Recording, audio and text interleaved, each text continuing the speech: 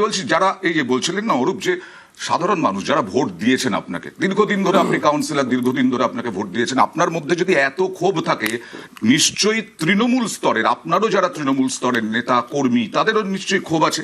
তাহলে তারা তো বলবেন দ্বিচারিতা, বড় চেয়ারম্যানের পদ থেকে পদত্যাগ করলেন, দল থেকে পদত্যাগ করছেন না কেন? না, প্রথমে আমি বলি যে এই প্রতিবাদী বিপ্লবী এগুলো সাজার জন্য বা শোনার জন্য এই কাজটা আমি করিনি।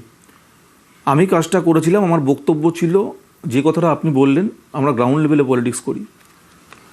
অসংখ্য ছেলে আমার ওয়ার্ডে পাড়াছাড়া হয়েছে, অসংখ্য ছেলেকে মামলা দেওয়া হয়েছে, কোনো লোকের পার্টির কারোর সাহায্য পায়নি, সমস্ত ছেলেকে বেল করাতে হয়েছে, কাউকে ধরে একে একে ধরে ঘরে ঢোকাতে হয়েছে। কিন্তু এই সময় পার্টিগত একটা প্রতিবাদ হওয়া দরকার ছিল, এবং পার্টির পক্ষ থেকে একটা প্রতিনিধি দল যদি ওয়ার্ডে ওয়ার্ডে ঘুরতো তাহলে অনেকটা সমস্যা কাটানো যেত। ফ্যাক্ট ফাইন্ডিং টিম তো ঘুরছে জেলায় জেলায়, সে বলতে পারবো না কোথায় ঘুরছে না ঘুরছে, আমরা পাইনি। আজকে 24 দিন 25 দিন ধরে আমরা সেই জিনিসটা পাইনি।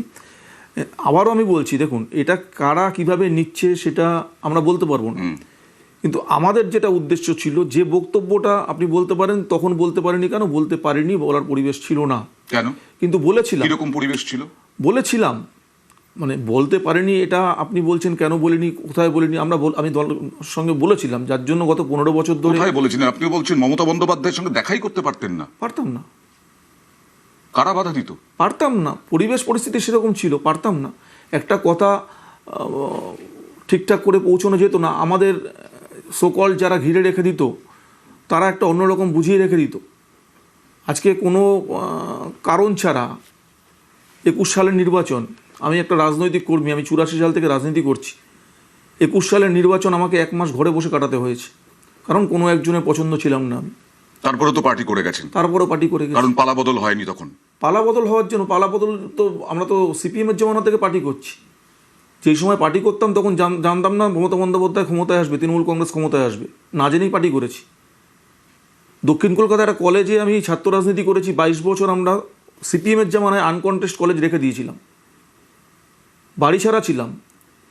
সুতরাং এই যে বিরোধী ফেসটা না, আমরা হঠাৎ করে আসা তৃণমূল না, হেলিকপ্টার চড়ে আসা তৃণমূল না, লড়াই করে সিপিএমের বিরুদ্ধে লড়াই করে, এবং 16 থেকে 18 বছর লড়াই করে তারপরে কিন্তু আমরা ওই ক্ষমতার স্বাদটা পেয়েছিলাম।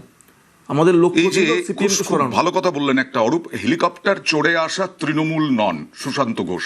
শুভেন্দু অধিকারীরা, বিজেপিরা বারবার অভিষেক বন্দ্যোপাধ্যায়কে টার্গেট করেন, এই কথা বলেই টার্গেট করেছেন বেশ কয়েকবার, আমরা শুনেছি।